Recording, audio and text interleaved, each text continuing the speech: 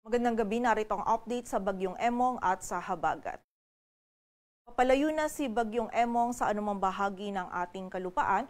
Huli itong namataan sa layong 260 kilometers east-northeast ng Itbayat, Batanes. Patuloy din po ang paghina nito kung saan ngayon ay taglay din po yung lakas ng hangin na 70 kilometers per hour malapit, 75 kilometers per hour malapit sa sentro at bugso ng hangin na umaabot sa 90 kilometers per hour. Ito po'y kumikilos pahilagang silangan sa bilis na 35 kilometers per hour and sa kasalukuyan po hagip pa rin ng mga malalakas na hangin and posible pa rin yung mga malalakas na pag-ulan dito sa area ng Batanes. But for the rest of northern Luzon is humuhupa na nga po yung epekto ni Bagyong Emong. Samantala, si dating Bagyong Dante naman ay huling namataan sa layong 615 kilometers north ng Itbayat, Batanes and wala po itong epekto na sa anumang bahagi ng ating bansa. And also meron din po tayong isa pang minomonitor na bagyo sa labas ng ating area of responsibility. Ito ay si Tropical Storm Crossa.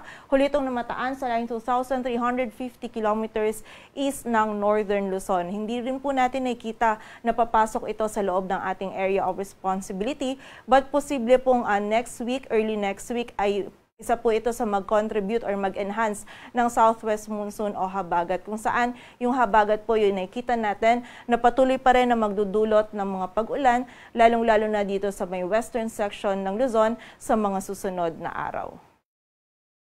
At ayon nga dito sa ating latest forecast track analysis ni Bagyong Emong, patuloy na nga po itong papalayo sa anumang bahagi ng ating kalupaan. Ngunit may kita po natin na ngayon ay hagip pa rin ng mga malalakas na hangin yung dala nito. Itong area ng Batanes, maging yung ilang bahagi pa ng Babuyan Islands. But expect po natin, habang mas kumikilos pa pahilagang silangan si Bagyong Dante or palayo po dito sa ating kalupaan, is mababawasan na or mawawala na po yung mga malalakas na hangin and also yung malalakas po na pag-ulan na mararanasan natin dito sa area ng extreme northern Luzon. And in-expect po natin na patuloy din po yung paghina nito ni Bagyong Emong sa mga susunod po na oras. And possible po na lalabas ito ng ating area of responsibility bukas ng umaga.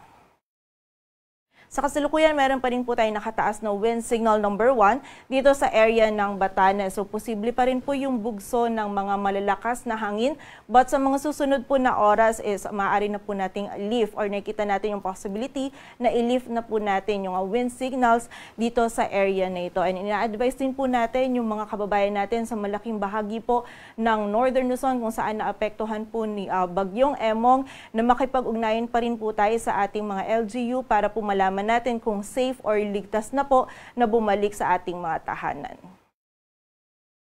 Samantala, para naman po sa mga pag-ulan, posible pa rin yung mga malalakas na pag-ulan dulot ni Bagyong Emong dito sa area ng Batanes. Samantala, meron din pong mga pag-ulan pa din sa Ilocos Norte, Apayao at Cagayan. And muli po, habang mas papalayo nga si Bagyong Emong, is nakikita natin na mababawasan na po or mas huhupa na itong mga malalakas na pag-ulan na dulot po nito dito sa malaking area ng Northern Luzon. And ngunit paalala pa rin po sa mga kababayan natin sa malaking bahagi ng Northern Luzon dahil saturated na po yung lupa dahil nga sa tuloy-tuloy po ng mga pag-ulan na ating naranasan is manatili po tayong alerto dahil posible pa rin po or meron pa rin tayong banta ng mga flash floods at landslides. Samantala, dulot naman po ng habagat, posible pa rin yung mga malalakas na pag-ulan dito sa may Ilocos Sur, sa La Union, Pangasinan, maging sa Abra, Benguet, dito din sa area ng Zambales, Bataan, Cavite, Batangas at sa Occidental Mindoro. Samantala,